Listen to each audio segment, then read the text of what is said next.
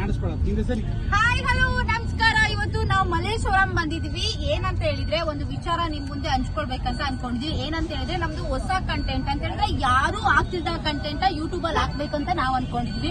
ಹಾಗಾಗಿ RV channel ಅಂತ ಹೊಸದಾಗಿ ಇವತ್ತಷ್ಟೇ ಕ್ರಿಯೇಟ್ ಮಾಡಿರೋ ಚಾನಲ್. ನಿಮ್ದೆಲ್ಲ ಸಹಕಾರ ಇದ್ರೆ ನಿಜವಾಗ್ಲೂ ಒಳ್ಳೊಳ್ಳೆ ಎಂಟರ್ಟೈನ್ಮೆಂಟ್ ಕೊಡುವಂತ ಕಂಟೆಂಟ್ ಹಾಕೋಕ್ ಶುರು ಮಾಡ್ತೀವಿ. ನಮ್ ಜೊತೆ ಇಲ್ಲಿ ಅರುಣ್ ಅವ್ರು ಇದ್ದಾರೆ, ರವಿ ಸರ್ ಇದ್ದಾರೆ. ಇವರೇ ಅದಕ್ಕೆ ಇವ್ರದ್ದು ನೋಡಿ ಇಲ್ಲಿ ಝೂಮ್ ಮಾಡಿ. ಅರುಣ್ ಸರ್ ಹೇಳಿ ನಿಮ್ಮ ಚಾನಲ್ ಬಗ್ಗೆ ಸ್ವಲ್ಪ.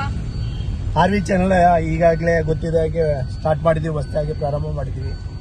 ಖುಷಿ ಆಗತ್ತೆ. ಈಗ ಮಲ್ಲೇಶ್ವರಂಗೆ ಇವತ್ತು ಬಂದಿದೀವಿ, ವಿಸಿಟ್ ಮಾಡ್ತಾ ಇದೀವಲ್ಲ.